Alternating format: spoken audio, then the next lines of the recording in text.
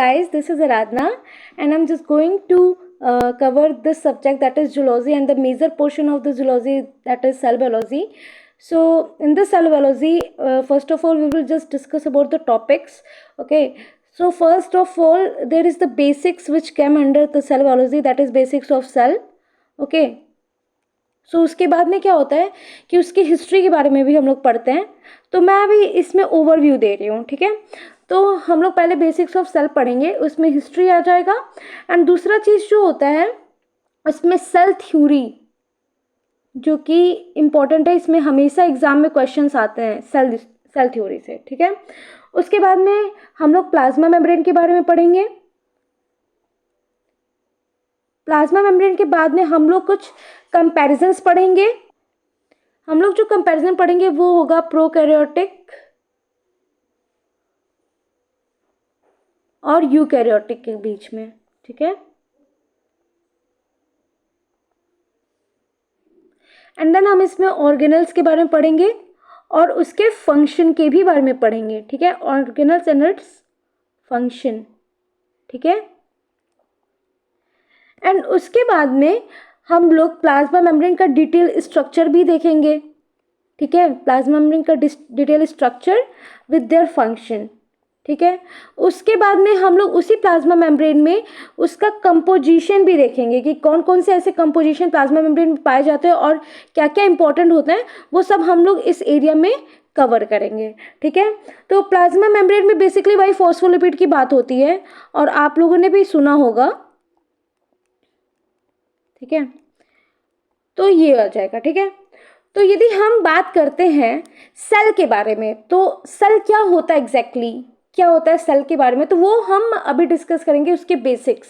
ठीक है, तो देखिए सेल को हम लोग, आप लोगों ने बहुत पहले से ही सुना होगा कि सेल को हम लोग structural and functional unit of life कहते हैं.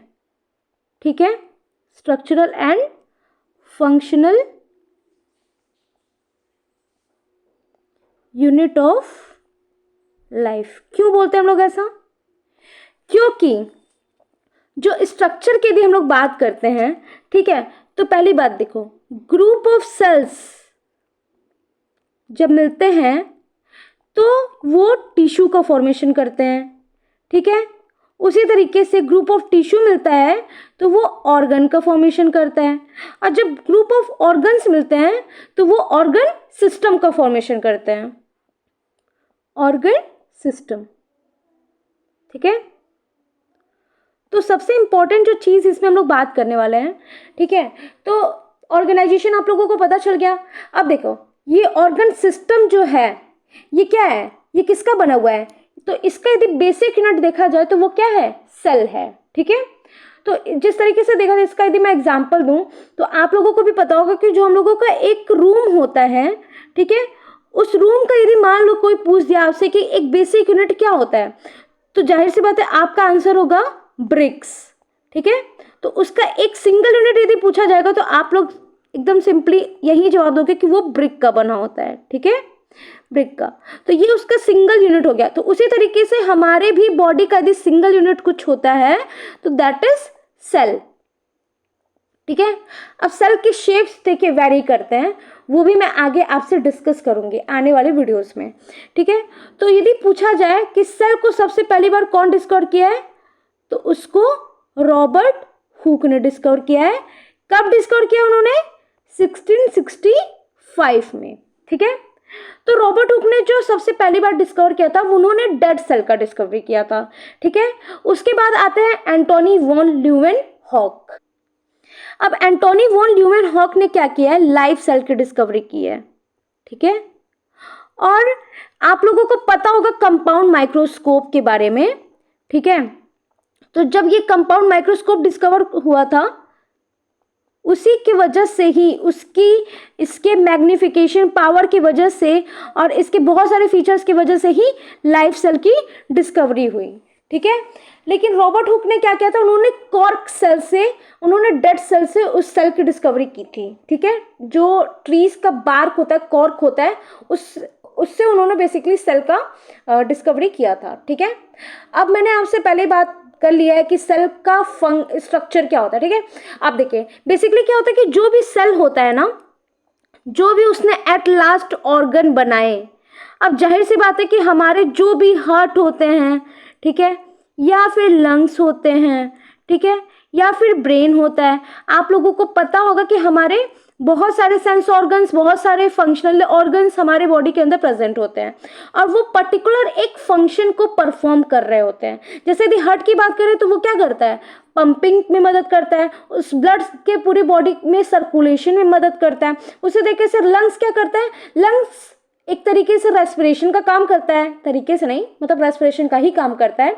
और बेसिकली इसका काम क्या होता है कि ये अपने लंग्स क्या करता है कि जो भी ब्लड मतलब इम्प्योर ब्लड आता है उसको वो प्योर करने में मदद करता है, मतलब ऑक्सीजन को ज़्यादा उस अमाउंट में मतलब कि ब्लड में करने में वो हेल्प करता है। और जब वही ब्लड हार्ट में जाता है तो हार्ट में जाने के बाद में वही हार्ट क्या करता है, उस ब्लड को पूरी बॉडी में सर्कुलेट करता है, ठीक है। अब ब्रेन भी आपको पता है कि ब्रेन हमारा एक तरीके से क्या होता है, पूरी तरीके से हमारे बॉडी में जो भी एक्टिविटीज होती हैं उन सारी चीज़ों को कंट्रोल करने का काम ब्रेन करता है, ठीक है। अब ब्रेन में बहुत सारे ग्लैंड्स होते हैं, बहुत सारी चीज़ें हैं, आगे हम लोग उसके बारे में पढ़ेंगे, ठीक है। तो ये हो गया आपका सेल के स्ट्रक्चर एंड फंक्शन। ये यदि कोई भी बोलता है ये वाला जो भी कि cell is the basic structure and function unit of life, तो अब आप इसका आराम से उसका जवाब दे सकते हो, ठीक है। अब हम लोग बात करेंगे सेल थ्योरी के बारे में, ठीक है, सेल थ्योरी के बारे में। तो सबसे पहली बार इसको डिस्कवर किसने किया था, तो इसको डिस्कवर किए थे स्लीडन एंड स्वान, ठीक है, स्लीडन एंड स्वान।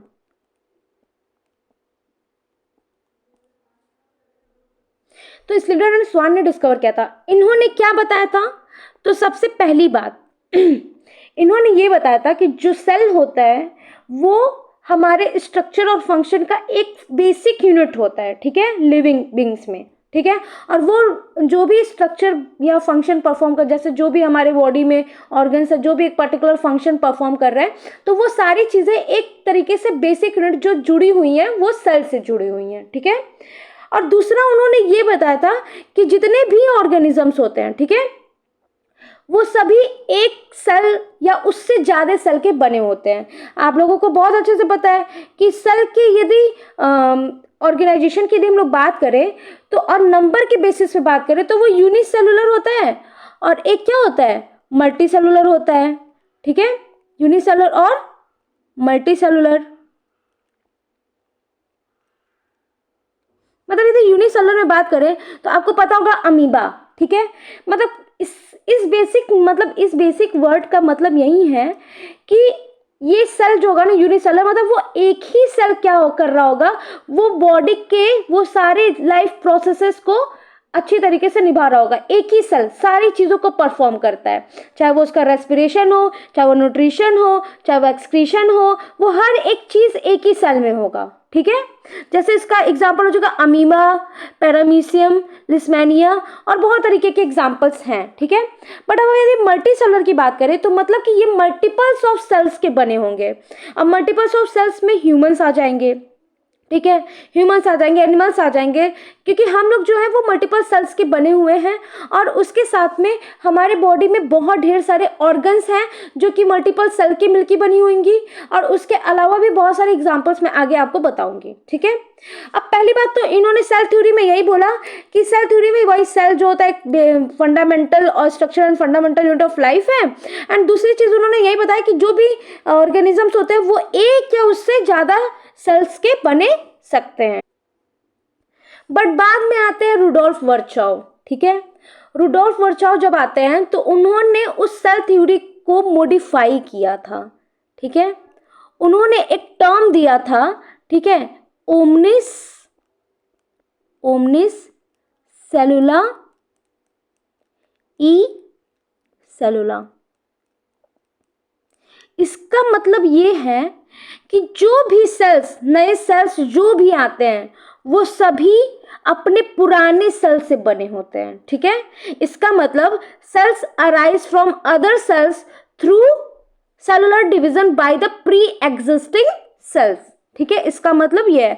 हम अभी आपको अच्छे से नोट्स देंगे इसका, ठीक है, बट अभी हम आपको पूरा बेसिक्स बता रहे हैं कि इस तरीके से आपके दिमाग में कुछ शॉर्टकट्स आ जाए, ताकि हम लोग जब भी इसका डिटेल वर्जन में जाएंगे तो आप आराम से उस चीज़ को रिमाइंड करके अपने आप से कोरिलेट कर पाएंगे। ठीक है, तो ये हो गया आपका सेल थ्योरी। अब सेल थ्योरी के बाद में अब हम लोग सिमिलरिटी देखते हैं या फिर कंपैरिजन देखते हैं कि यूकैरियोटिक और प्रोकैरियोटिक सेल्स में कैसे जो भी कंपैरिजन होता है वो भी हम उसके बारे में पढ़ेंगे, उसके साथ में हम उसके सिमिलरिटीज के बारे में भी पढ़ेंगे। चलिए आज के लिए इतना ही। अब वो जो भी मैं पढ़ाऊंगी वो नेक्स्ट क्लास के लिए होगा। ठीक है, तो थैंक यू।